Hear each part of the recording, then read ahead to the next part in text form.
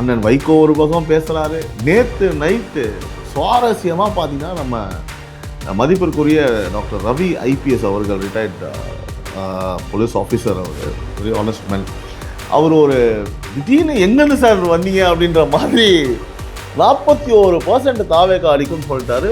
எல்லா சேனல்லையுமே அதை பிக்கப் பண்ணிட்டாங்க. நேற்றுலேருந்து அது ஒரு பரபரப்பான ஒரு செய்தியாக போயிட்டுருக்கு. நான் இமீடியட்டாக வந்து பார்த்தீங்கன்னா ஒரு ரீச் பண்ண ட்ரை பண்ணேன், பட் சாரை கான்டாக்ட் பண்ண முடியல. பட் இருந்தாலும் கூட நிச்சயமாக திரு விஜய் அவர்கள் ஒரு நடிகராக அவர் ஜெயிச்சுட்டார், அதை விட்டுடலாம். ஒரு நடிகரை விட ஒரு அரசியல்வாதியாக அவர் ஜெயித்து விட்டார், இதுதான் உண்மை. அவர் ஆல்ரெடி ஜெயிச்சிட்டாரே. எலெக்ஷன் முடிஞ்சதுல இருந்து, எலெக்ஷன் அன்னைக்கு போலிங் அன்னைக்குலேருந்து இன்னைக்கு வரைக்கும் சத்தியமான உண்மை நான் சொல்கிறேன், பெரிய பெரிய ஜாம்பவான்கள், அரசியல் ஜாம்பவான்கள்லாம் புலம்பி தள்ளிட்டு இருக்காங்க. நம்மளுக்கு தெரியும் இல்லையா, சோர்சஸ் மூலிமா கேட்போம்ல, புலம்பி தள்ளுறாங்க. என்ன நடக்க போகுதுன்னே தெரியல. அவங்கவுங்க இப்போ ஒரு அறிக்கை மீண்டும் ஒருவர் சொல்கிறாரு, இந்த தொகுதியில் தோத்தா நீங்கள் யாரை பேசணுமோ அவங்கள பேசாமல் தொடர்ந்து 40 நாளாக வந்து பார்த்தீங்கன்னா மக்களிடம் அவ்வளவு வெறுப்பை நாம் தமிழர் கட்சிக்கே கொண்டு போய் சேர்த்ததுக்கான முழு காரணம் சாட்டை துரைமுருகன். அவங்க அடுத்து வந்து பார்த்தீங்கன்னா இடுமாவனம் கார்த்திக் ஆனால் வச்சுக்கலாம். ஆனால் மெயின் முக்கிய காரணம் இதாக தான். இது எத்தனை பேர் வந்து நாம் தமிழர் கட்சி உறவுகள் ஏற்றுக்கிறீங்க? ஏன்னா எனக்கு எல்லாருமே என்னோட உறவுகள் தான்.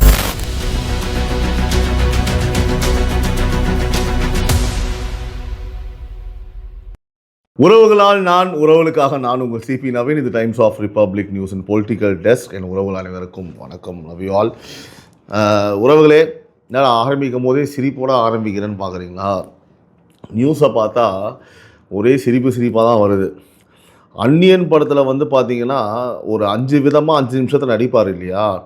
ஆனால் இப்போ இருக்கக்கூடிய சூழ்நிலையில் வந்து இந்த சோஷியல் மீடியாவில் இந்த ஜேர்னலிஸ்ட்டு பேசுகிறது, மற்ற இந்த ஸ்ட்ராட்டஜிஸ்ட் பேசுகிறதெல்லாம் பார்த்தா 5 நிமிஷத்தில் 50 விதமாக நடிக்கிறாங்க. மாறி அப்பா சாமி முடியல. என்ஜாய் பண்ணிகிட்ருக்கேன் அந்த வீடியோஸ்லாம் பார்த்து. ஓகே, எப்படி நம்ம நரேட்டிவ் செட் பண்ணலாம், எப்படி வந்து அழகாக இங்கேருந்து அங்கே இந்த கூடு விட்டு கூடு பாயிருதுன்னு சொல்லுவாங்கள்ல, அதை வந்து இந்த எலெக்ஷனில் வந்து நிறைய பார்க்க முடிஞ்சுது. அதாவது நம்ம பேசக்கூடிய ஸோ கால்டு சீனியர் ஜேர்னலிஸ்ட் நிறைய பேர், நான் சொல்கிறது எல்லாரையுமே சொல்லவே இல்லை, நான் திரும்பவும் சொல்கிறேன், கண்ணுக்கு தெரிஞ்சு எல்லாருமே ஒரு விஷயத்தை வந்து இப்படி தான் பார்க்குறாங்கன்னு சொல்லும் போது, இல்லை நான் இப்படி தான் பார்ப்பேன், வீம்புக்குன்னு சொல்கிறவங்கள மட்டும் தான் நான் சொல்கிறேனே தவிர்த்து நான் எல்லாருமே குறிப்பில்லை. Because I have so much of respect towards every one. பர்சனலாக எனக்கு எந்த இன்டென்ஷனும் கிடையாது. மக்கள் கருத்தை, மக்கள் என்ன நினைக்கிறாங்களோ அதை முன்வைக்கிற எல்லாரையுமே நான் ரொம்ப மதிக்கிறேன்.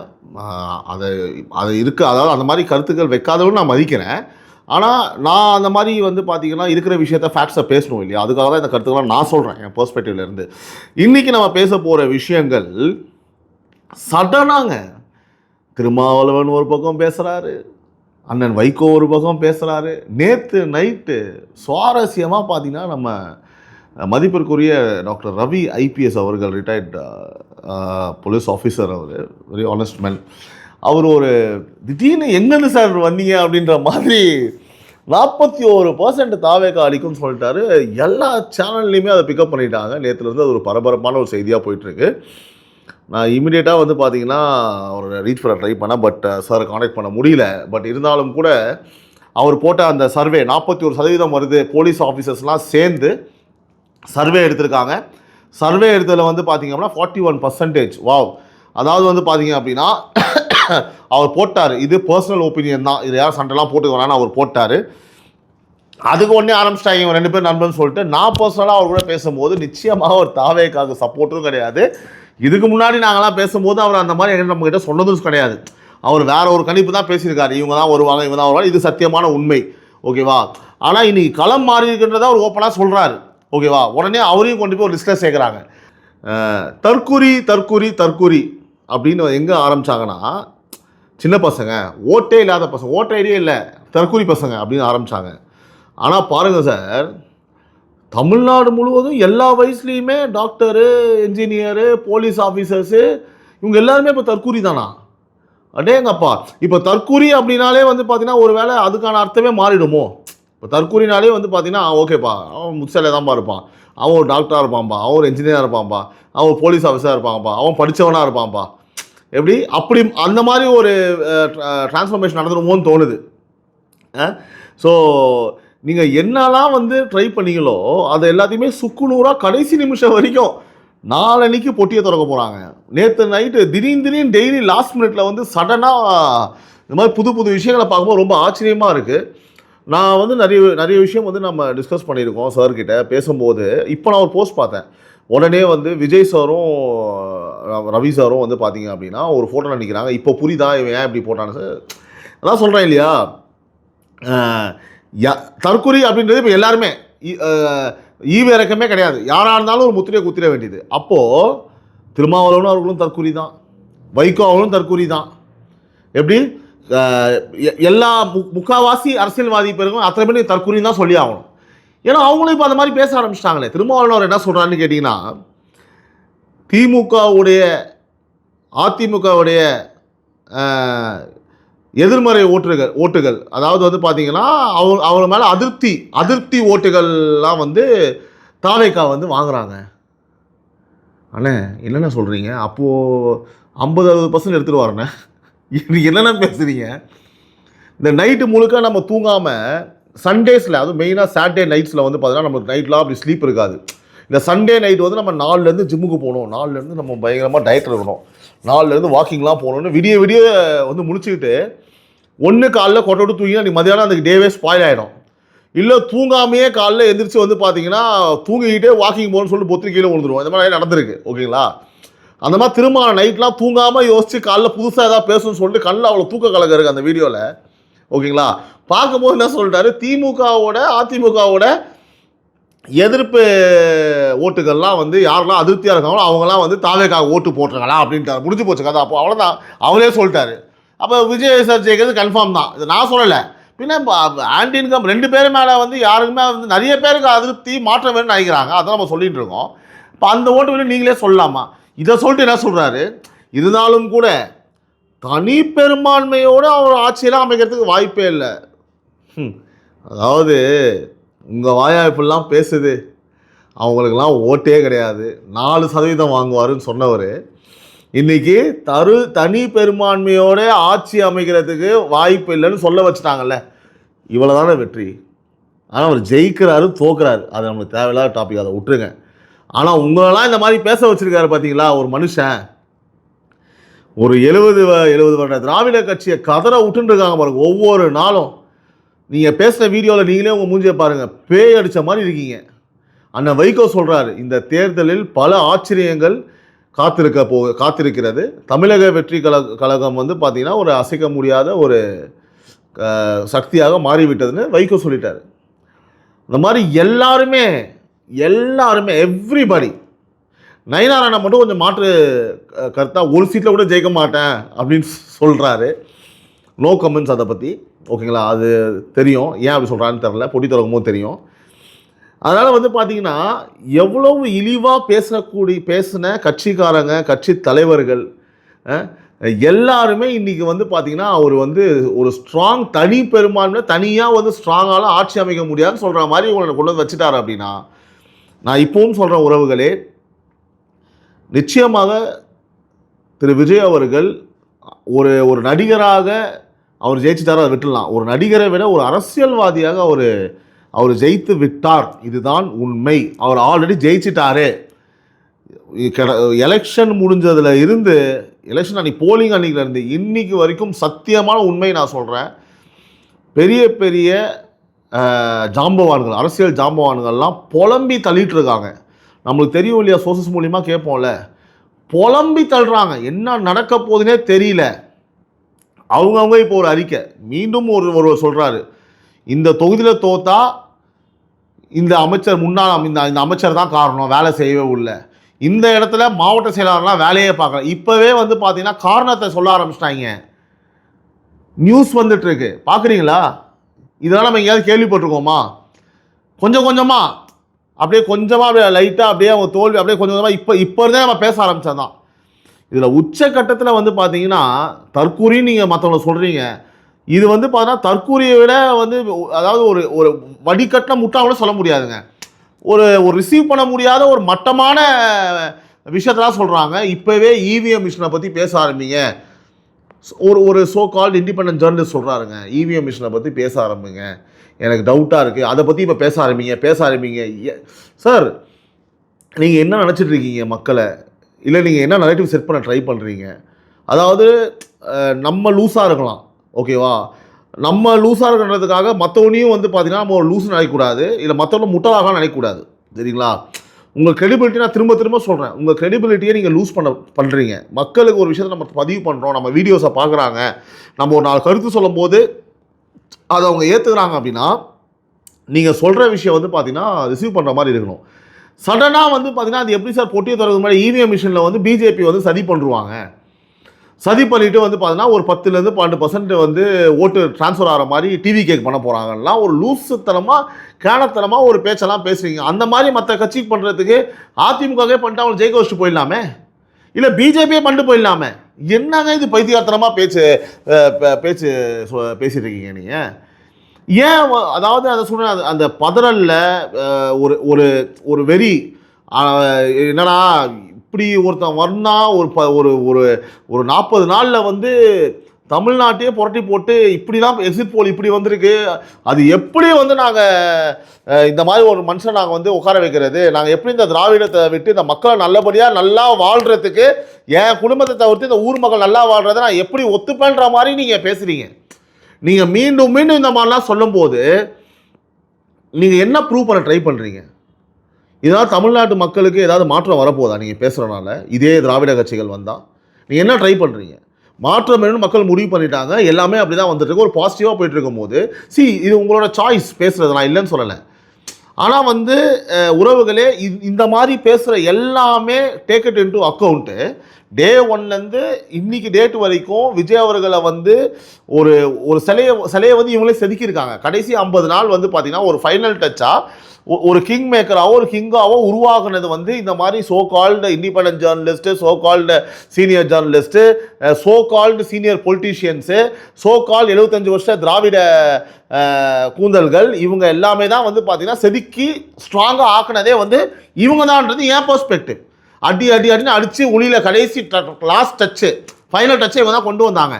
ஆனால் முடிஞ்சதுக்கப்புறமும் நீங்கள் இன்னும் பேச மக்களுக்கு ஒரு கான்ஃபிடென்ட்டையும், ஓட்டு போட்டவங்க அவ்வளோ பேருக்கும் தமிழ்நாடு மக்களுக்கு மேலே ஒரு கான்ஃபிடென்ட்டையும், இந்த மாதிரி ஆட்கள் பேசக்கூடிய ஆட்கள் மேலே ஒரு வெறுப்பையும் ஒரு அதிருப்தியும், இனிமேல் இவங்க பேசுறதெல்லாம் வந்து எதுக்குமே பிரயோஜனம் கிடையாதுன்னு நினைக்கிறத வைக்கிறத தவிர்த்து நீங்கள் எதுவுமே உங்கள் பேச்சுக்களால் இந்த மாதிரி கேவலமான பேச்சுகளாலேயும் அவதூறுகளாலேயும் நீங்கள் எதுவும் பண்ண போகிறதில்லைன்றதான் உண்மை. இதை நான் இந்த இடத்துல பதிவு பண்ணுறேன். இன்னொன்றும் நம்ம இதை பற்றி பேசியே ஆகணும். அண்ணன் சீமான் அவர்கள் மிகுந்த மரியாதை இருக்குது, அவன் கட்சி, அதாவது சாட்டை துரைமுருகனை தவிர்த்து, ஓகேவா, அந்த கட்சி நிர்வாகிகளிலிருந்து எல்லாருமே உண்மையாகவே அவங்க வேலையை வந்து பார்த்துருக்காங்க. ஏன் நான் இதை சொல்கிறேன்னு கேட்டிங்கன்னா, தப்பு சொல்ல முடியாதுங்க, அவங்களும் ஒரு அஜெண்டா இருக்குது, அதை நோக்கி அவங்க தமிழ் தேசத்தை நோக்கி போகிறாங்க. ஓகே, எல்லாமே ஒரு நல்ல கொள்கை தான். ஆனால் இவ்வளோ பேசுகிற நீங்கள் கொள்கை கோட்பாடே இல்லாமல் கடைசியில் நீங்கள் வந்து ப்ரொபகண்டா பண்ணி தெரியுமா ஒரு 40, உங்களோட கொள்கைக்கும் உங்களோட பேச்சுக்கும், ஏன்டா சொல்லுக்கும் செயலுக்கும் சம்மந்தமே இல்லைன்ற மாதிரி உங்களோட கொள்கைகளையும் நீங்கள் யாரை பேசணுமோ அவங்கள பேசாமல் தொடர்ந்து 40 நாளாக வந்து பார்த்தீங்கன்னா மக்களிடம் அவ்வளவு வெறுப்பை நாம் தமிழர் கட்சிக்கே கொண்டு போய் சேர்த்ததுக்கான முழு காரணம் சாட்டை துரைமுருகன். அவங்க அடுத்து வந்து பார்த்தீங்கன்னா இடுமாவனம் கார்த்திக் வேணால் வச்சுக்கலாம். ஆனால் மெயின் முக்கிய காரணம் இதாக தான். இது எத்தனை பேர் வந்து நாம் தமிழர் கட்சி உறவுகள் ஏற்றுக்கிறீங்க? ஏன்னா எனக்கு எல்லாருமே என்னோடய உறவுகள் தான். எனக்கு உள்ளபடியே வருத்தம், ஒரு திசை திரும்பி போயிட்டாங்க, போட்டியிலேயே இல்லாமல் ஒரு ஆளே இல்லைன்னு சொல்லக்கூடிய தமிழக வெற்றி கழகத்தை 40 நாள் எனக்கு என்னமோ சந்தேகமாக இருக்குது. இது ஒரு டைப் ஆஃப் நரேட்டிவோ சாட்டை துரைமுருகன் அவர்கள்? ஓகேவா, ஒருவேளை தமிழக வெற்றி கழகத்துக்கிட்ட ஏதாவது வந்து பார்த்தீங்கன்னா பேரங்கெல்லாம் பேசி ஏதாவது செட் ஆகிட்டாரோ அவர்? இல்லை, உண்மையாக தான் கேட்குறேன். ஏன்னா யாருமே ஒரு மூளை உள்ளவர், ஒரு அரசியல் தெரிஞ்ச ஒரு ஒரு அனுபவசாலிலாம் இந்த மாதிரி பண்ண மாட்டாங்க. நீங்களே உங்கள் கட்சியை அழித்து விட்டீர்கள். 40 நாளாக வரக்கூடிய ஓட்டு, அதை 8% ஓட்டாவது இன்டாக்டாக இருந்து அதுலேருந்து 1% 2% இல்லை 10% தாண்டி போகிறதுக்கான வாய்ப்பை கொஞ்சம் கொஞ்சமாக பேசி என்னமோ வந்து பார்த்தீங்க அப்படின்னா தமிழக வெற்றி கழகத்தின் ஒரு ஸ்போக்ஸ் பர்சன் கூடாரமாக இது ஒரு டைப் ஆஃப் நரேட்டிவாக செட் செய்தவர் தான் சாட்டை துரைமுருகனை தவிர்த்து. அப்போ வேற சொன்னாருங்க அவர், எனக்கு வந்து தேர்தல் நிற்கிறது வேலை கிடையாது, அதை விட ஒரு மிகப்பெரிய பணி இருக்குது நான் சொல்கிறேன்னு சொன்னீங்க. ஓகேவா? என்ன பணி? உட்காந்து வீடியோ போட்டுட்டு இருந்தீங்க. இதுதான் உங்கள் பணியா? திரும்பவும் விஜய் அவர்களை பேசிட்டு இருந்தீங்க. இதுதான் உங்கள் பணியா? ஏங்க, தமிழக மக்களுக்கும் தமிழகத்துக்கும் நடந்த அட்டூழியங்களை, அநீதிகளை தொடர்ந்து வந்து பார்த்தீங்கன்னா திரு சவுக்கு சங்கர் கூட கடைசி ஒரு 10 நாள் வீடியோ போட்டு வெற்றிகரமாக அவரை வந்து உள்ள கஷ்டப்பட்டு நிறைய விஷயம் பண்ணியிருக்காருங்க. ஒரு அங்கீகரிக்கப்பட்ட கட்சியாக, ஒரு அங்கீகரிக்கப்பட்ட கட்சியின் ஒரு முக்கிய பொறுப்பில் இருக்கக்கூடிய நீங்கள் தமிழக மக்களுக்கு என்ன தேவையோ, தமிழகத்துக்கு என்ன தேவையோ, மாற்றத்துக்கு தேவையான விஷயங்களை நீங்கள் பேசாமல், நீங்கள் என்னமோ சக்காலத்தி மாதிரியும் மாமியார் மருமக சண்டை மாதிரியும் சும்மா நொய் நசன்னு கிளவி தோத்தான்ற மாதிரி தேவையில்லாத பேச்சுக்களை பேசி உங்கள் கட்சியவே அழிச்சு விட்டீங்களே சாட்டை திருமணம் அவர்களே. நான் வருத்தத்தில் தான் சொல்கிறேன், எனக்கு அக்கறை இருக்குது, எனக்கு உண்மையாக அக்கறை இருக்குங்க. ஒரு நல்ல கொள்கைங்க அந்த கட்சியில், அதனால தான் மக்கள் நம்பி ஓட்டு போட்டிருக்காங்க. ஒரு கிரெடிபிலிட்டி டோட்டலாக ஒரு லைனையே மாற்றி விட்டாங்க. அண்ணன் திரு சீமானவர்கள் கூட அவளை பேசலை. இதை எத்தனை பேர் வந்து உங்கள் கட்சியில் இருக்கவங்க உண்மையாக சொல்லுங்கள், மனசாட்சியோடு சொல்லுங்கள். உங்கள் கட்சி, நான் இப்போ வந்து தாவேக சப்போர்ட் பண்ணி பேசலை. திரு சாட்டை திருமுருகன் அவர்கள் தொடர்ந்து அவரோட தனிப்பட்ட ஒரு வருமானத்துக்காகவும் தனிப்பட்ட ஒரு லாபத்துக்காகவும் கட்சியை ஒரு ஒரு ஒரு பிளே டூலாக, ஒரு விளையாட்டு பொருளாக பயன்படுத்தி அவர் வந்து பார்த்தீங்கன்னா சம்பாதிக்கிறதுக்காக அவர் தனிப்பட்ட அவரோட குரோத்தை வளர்க்கு தான் இதை பேசினா பார்க்குறாங்க, இதை பேசினா ரசிக்கிறாங்க, இதை பேசினா நமக்கு வந்து பார்த்தீங்கன்னா வியூஸ் வருது. இல்லைங்க, நீங்கள் தமிழக வெற்றி கழகத்தை பேசினா நாம் தமிழர் கட்சி வளரும்னு எந்த முட்டா பையங்க சொன்னால்? என் கேள்விக்கு பதில் சொல்லுங்கள், நியாயமாக நீங்கள் பதில் சொல்லுங்கள். தமிழக திரு விஜய் அவர்களை பேசினா ஓகேவா, உங்களுக்கு வந்து பார்த்தீங்கன்னா நாம் தமிழர் கட்சிக்கு ஓட்டு விடுன்னு யாருங்க சொன்னால்? நாம் தமிழர் கட்சிக்குன்னு ஒரு கூட்டம் இருக்குது, ஒரு உணர்வுபூர்வமான ஒரு கூட்டம் இருக்குது. அந்த கூட்டத்தில் நீங்கள் என்ன பண்ணியிருக்கணும்? தமிழக மக்களுக்கு என்ன தேவை, என்ன இவங்க நல்லது பண்ணலை, என்ன இவங்க எவ்வளோ கெடுதல் பண்ணாங்க, தப்பித்தவரை திமுக நீங்கள் ஓட்டு போட்டக்கூடாது, நாங்கள் வரவேற்கிறோம். ஓகே ரைட்டு, இன்னும் அவங்களுடைய பிள்ளைகளை அவங்க அரசியல் ஆக்கப்படணும், அதை அவர் பார்த்துப்பாரு அப்படின்னு பேசியிருந்தா நல்லபடியாக ஓகே ரைட்டு, ஒரு கிரெடிபிலிட்டி நீங்கள் ஃபிக்ஸ் பண்ணியிருக்கீங்க, நீங்கள் உங்கள் ஸ்டாண்டில் நிற்கிறீங்கன்னு. எப்போ பார்த்தாலும் தூங்கினா, எந்திரிச்சா, பாத்ரூம் போனா, சாப்பிட்டா, எல்லாம் எப்போ பார்த்தாலும் விஜய் விஜய் விஜய் விஜய் அப்படின்னா உங்கள் கட்சிக்குன்னு ஒரு மதிப்பு இருக்குங்க, அதை கெடுத்துட்டீங்க, போச்சு. எழுதி வச்சுக்கோங்க உறவுகளை. ரொம்ப மன வலியோடு நான் சொல்கிறேன், மன வேதனையோடு சொல்கிறேன். நிச்சயமாக ஓட்டு கம்மியாக போகுது, நான் சொல்கிறேன், நான் உண்மையாகவே. ஏன்னா அவங்க வந்து பார்த்தீங்கன்னா மக்கள் வெறுப்பாயிட்டாங்க. ஏதோ வந்து பார்த்தீங்க அப்படின்னா ரொம்ப பர்சனலாக எடுத்துகிட்டு போயிட்டு அதை வந்து கெடுத்து விட்ட சாட்டை திருமுருகன் அவர்கள். நான் சொல்கிறேன், தயவு செஞ்சு சீமான் அவர்களே, உள்ளபடியே எனக்கு வருத்தம். இது உங்களுடைய நாம் தமிழர் கட்சியை சேர்ந்த உறவுகளே பல பேர் நாங்கள் டிஸ்கஸ் பண்ணும்போது, எனக்கு எல்லா கட்சியும் நண்பர்கள் இருக்காங்க, சொன்ன விஷயம். நான் அதனால தான் இதை பேசுகிறேன். ஒரு சுயநலத்துக்காக இல்லை உங்கள் ஒருத்தரை வந்து அவர் கன்வின்ஸ் பண்ணுறாரு, இல்லை ஒரு அஜெண்டாவாக நீங்கள் வச்சுருந்தீங்களா தலைமையில் மட்டும், பரவாயில்லப்பா விடுப்பா, இந்த எலெக்ஷனில் இப்படி தான் நடக்க போகுது, எவ்வளோ முடியுதோ அடிக்கலாம் ஒரு முடிவுக்கு வந்து நீங்கள் அடித்து கெடுத்து விட்டல. ஏன்னா உயிரை கொடுத்து வேலை பார்த்த பல வேட்பாளர்கள் இருக்காங்க நாம் தமிழர் கட்சிக்கு. உண்மையாக சொல்கிறாங்க, உணர்வுபூர்வமாக எந்த மக்கள் பிரச்சனாலும் வந்து களத்தில் நிற்கக்கூடிய நண்பர்கள் இருக்காங்க, எனக்கு தெரியும்.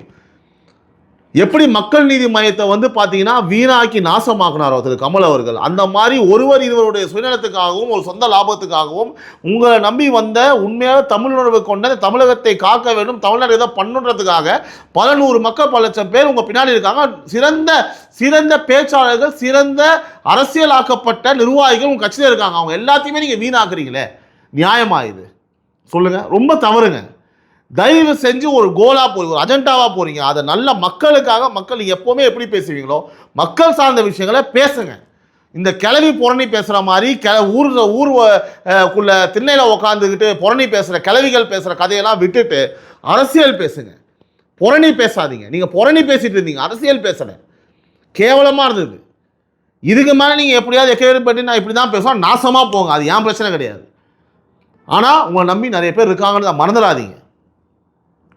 நான் இப்போவும் சொல்கிறேன், நான் போன வீடியோவில் சொன்னேன், இப்போவும் சொல்கிறேன், திரு சாட்டை திருமுருகன் அவர்களே, உங்களுக்கு இப்போ என்ன சரியா லாஜிக் இல்லாமல் பேசணுமா? லாஜிக் இல்லாமல் பேசுகிறேன். 190 தொகுதி 195 தொகுதி நீங்கள் தான் ஜெயிக்கிறீங்க சரியா? அண்ணன் சீமா தான் முதல்வராக, நீங்கள் துணை முதல்வர், போதுமா? இது நடக்கும்ல, நடந்துடும், விட்டுருங்க. இப்போ சந்தோஷமா? இப்போ நீங்கள் பேச நிப்பாட்டிங்கன்னா உங்களுக்கு அதெல்லாம் சொல்லணும். எங்கள் கட்சியை இவன் சொல்லலை, எங்கள் கட்சியை அவன் சொல்லலை, இப்படி பேச எவன் சொல்லுவான்? சர்வேல கூட எங்களை வந்து கட்சி 4வது கட்சியாக கூட சேர்க்கல, எப்படி சேர்ப்பான்? நீ அரசியல் பண்ணாமல் புறணிலே பேசிகிட்டு இருந்த, புறணி பேசினா எப்படியா சேர்ப்பான்? உன்னை வந்து பார்த்தா ஒரு என்டர்டெயின்மெண்ட்டாக பார்த்தான். இன்றைக்கி சாட்டை என்ன புரணி பேசியிருக்காரு, இன்றைக்கி என்ன வந்து பார்த்தீங்கன்னா கிளவி மாதிரி பொம்பளை மாதிரி கதை பேசியிருக்காங்க. அப்படி தானே பார்ப்பான். எப்படி அவ்வளோ அரசியல்வாதி கிரெடிபிலிட்டி நீங்கள் இழந்துட்டீங்க சார். பார்க்க தான் போகிறீங்க, எழுதி வச்சுக்கோங்க, பார்க்க தான் போகிறீங்க. நான் இன்றைக்கி சொல்கிறேன், அப்படி இது நடக்கலன்னா நான் பகிரங்கமாக மன்னிப்பு கேட்குறேன். மனுஷனுக்கு சாட்டையானா அது என்னோடய கால்குலேஷன் தப்புன்னு நான் சொல்லிடுறேன். உங்கள் ஓட்டு கம்மியாகுது, உங்கள் கிரெடிபிலிட்டி நீங்கள் இழந்துட்டீங்க. அதுக்கு அதாவது உங்களால் தான் இழந்துட்டீங்க. ஓட்டு கம்மியாவது உங்களால் தான் அப்படின்னு நான் சொன்னேன் இல்லையா. ஓட்டு கம்மியாகும், 5% கீழேயும் வரலாம். நான் மினிமம் 5ன்னு சொல்கிறேன். அது வந்தால் அது காரணம் நீங்கள் தான். அப்போ நான் சொன்னதை நீங்கள் எழுதி வச்சுக்கோங்க. நீங்கள் சொன்னீங்க தெரியுமா, குறித்து வச்சுக்கோங்க. உங்கள் வீடியோ இதை நீங்கள் குறித்து வச்சுக்கோங்க. பார்த்தீங்கன்னா ஒரு வேலை எழுதி வச்சுக்கோங்க. 5% அதுக்கு கீழேயும் போகலாம். அது காரணம் நீங்கள் தான். நீங்கள் பேசுனா நான் சொல்லலை. உங்களோட கமெண்ட்டு, உங்கள் வீடியோஸ் கீழே வர கமெண்ட்டு, உங்களுக்கு தெரிஞ்ச உறவுகள், உங்கள் சொந்தங்கள், உங்கள் கட்சிக்காரங்க தான் சொல்கிறேன். நாங்கள் இது இப்படியே பேசுனா எப்படிங்க எவ்வளோ பேர் சொல்லியிருக்காங்க. அதனால் தயவு செஞ்சு வந்து பார்த்தீங்கன்னா இது இது இது எனக்கு வந்து பார்த்தீங்கன்னா உள்ளபடியே வருத்தம்ன்றனால தான் என்னடா இது அப்படின்னாலும் நான் சொல்கிறேன். இது எடுத்துக்காது உங்களோட விருப்பம். ஏன்னா நீங்கள் 1000 விஷயம் கருத்து மரியாதை இல்லாமல் மட்டும் இல்லாமல் கேவலப்படுத்தி அசிங்கப்படுத்தி ஒருத்தர் தன்மாத்தை டச் பண்ணுற மாதிரி எவ்வளோ பேசினாலும் நான் பேசலாம் தவறே நினைக்கிறேன். அது எனக்கு கில்ட்டும் கிடையாது. நான் இந்த இடத்துல பதிவு பண்ணிட்டேன் உறவுகளே. ரைட் உறவுகளே, இப்போ நான் சொன்ன இந்த விஷயங்கள், ஸோ இந்த 2 சப்ஜெக்டை பற்றியும் உங்களோட கருத்து என்ன அப்படின்றத சொல்லுங்கள். ஆனால் எதுவாக இருந்தாலும் கூட அவரோட திரு ரவி சாரோடைய கணிப்பு வந்து பார்த்தீங்கன்னா ஒரு பெரிய லெவலில் ஒரு பேசும் பொருளாக எல்லா கணிப்பும் முடிஞ்சதுக்கப்புறம் தனியாக சோலோவாக வந்து கிரவுண்டில் ஒரு 6 அடிச்சுட்டு போயிட்டார்.